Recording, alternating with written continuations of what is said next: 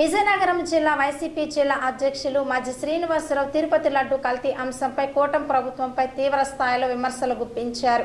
ఈ మేరకు ఆయన విజయనగరంలో నిర్వహించిన మీడియా సమావేశంలో మాట్లాడారు.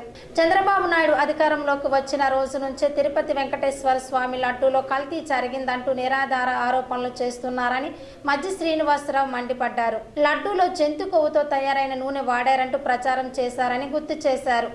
దేశంలోనే అత్యున్నత విచారణ సంస్థ అయిన సిట్ నివేదికలో లడ్డూలో ఎలాంటి కల్తీ జరగలేదని స్పష్టంగా తేలిందన్నారు. డిప్యూటీ సీఎం పవన్ కళ్యాణ్ సనాతన ధర్మం పేరుతో ఒకసారి సినీ హీరోగా మరోసారి మాట్లాడుతున్నారని వ్యాఖ్యానించారు. ఇలాంటి పరిస్థితుల్లో పవన్ కళ్యాణ్ ఈ అంశంపై ప్రజలకు ఏమి సమాధానం చెబుతారని ప్రశ్నించారు.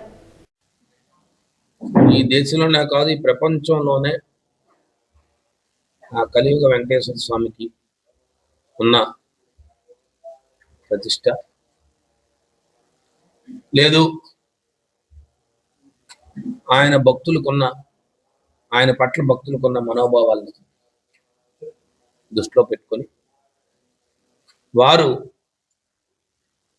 ఏ ఆధారాలు లేకుండా ఒక సంవత్సరంన్నర క్రితము ఒక ఆరోపణ చేశారు. ఆ ఆరోపణ కూడా ఏదో మామూలు ఆరోపణ కాదు.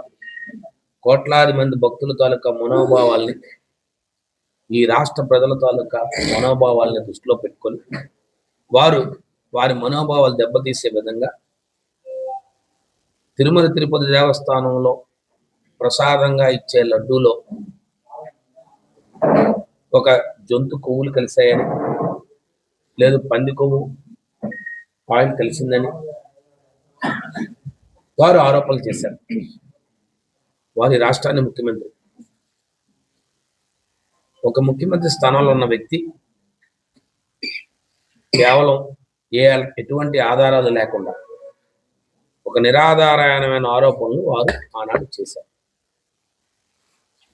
మరి వారికున్న మీడియా సంస్థలు అవనివ్వండి, లేదు వారికున్న పత్రికలు అవనివ్వండి, దాని ద్వారా గత ప్రభుత్వం జగన్మోహన్ రెడ్డి గారి మీద ఆరోపణలు చేశారు. కలియుగ వెంకటేశ్వర స్వామి వారు ఎవరికైనా కష్టం వస్తే ఆయన్ని కొలుచుకొని ఆయన కష్టాలను తీర్చే మనం పెడతాం. ఆపద మొక్కులు వాడా అంటాం. ఎందుకంటామంటే ఆపద వస్తే మొక్కుంటే ఆయన దగ్గర తీర్చవచ్చు. ఈ రాష్ట్రంలో ప్రజలందరికీ కూడా ఇలాంటి పరిస్థితిని తీసుకొచ్చిన కేవలం రాజకీయాల కోసం ఎటువంటి ఆధారాలు లేకుండా నిందారోపణలు చేసిన భక్తుల మనోభావాల్ని ఒక రాజకీయ పార్టీ నాయకుడి మీద, ఒక ప్రతిపక్ష నేత, ఒక మాజీ ముఖ్యమంత్రి మీద ఆరోపణలు చేస్తే సాక్షాత్తు సుప్రీంకోర్టు వారే ఒక సిబిఐ ఎంక్వైరీని పోస్ట్ చేశారు. ఇది ఎవరు కోరలే, ఏ రాష్ట్ర ప్రభుత్వం కోరలే, కేంద్ర ప్రభుత్వం కోరలే. సాక్షాత్తు కోట్లాది మంది భక్తుల తాలూకా మనోభావాన్ని దృష్టిలో పెట్టుకొని సుప్రీంకోర్టు వారే ఒక సిబిఐ ఎంక్వైరీ చేస్తూ దాన్ని స్పెషల్ ఇన్వెస్టిగేషన్ టీమ్గా సిట్గా నామకరణం చేస్తూ ఒక టీంని వేశారు.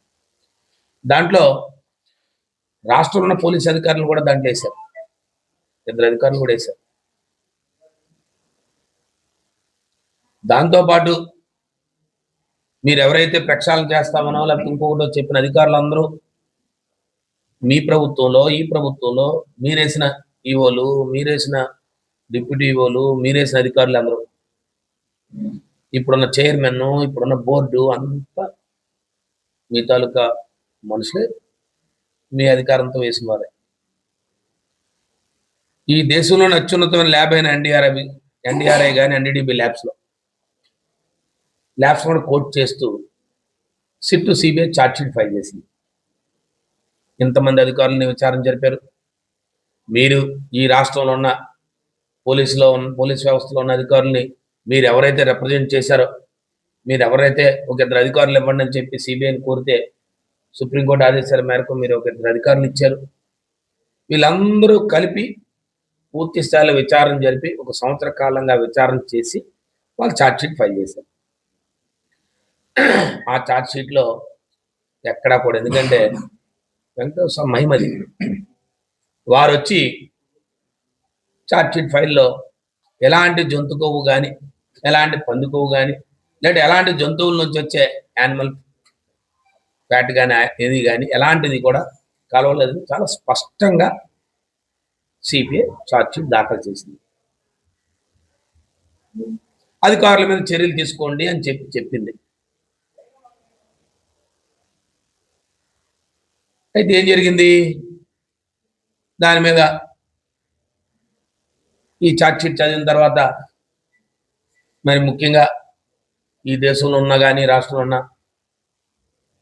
ఉన్నతమైన స్థానాల్లో ఉన్న వాళ్ళు కానీ, ఏదో మాజీ న్యాయమూర్తులు అవనివ్వండి, మాజీ ఐఏఎస్లు అవనివ్వండి, చీఫ్ సెక్రటరీలు అవనివ్వండి, పెద్ద పెద్ద ఉన్నతమైన స్థానంలో గతంలో పనిచేసిన వాళ్ళు అవనివ్వండి, ఈఓస్గా పనిచేసిన వాళ్ళు అవనివ్వండి, అక్కడ వాళ్ళందరూ కూడా చాలా సంతోషం వెలిపిస్తూ ఏదైతే మీరు చేసిన ఆరోపణ తప్పు అని తేలిందని చెప్పి చంద్రబాబు నాయుడు గారి మీద, ప్రభుత్వం మీద, కూటమి ప్రభుత్వం మీద ఒక పక్క ప్రజల్లో ఒక రకమైన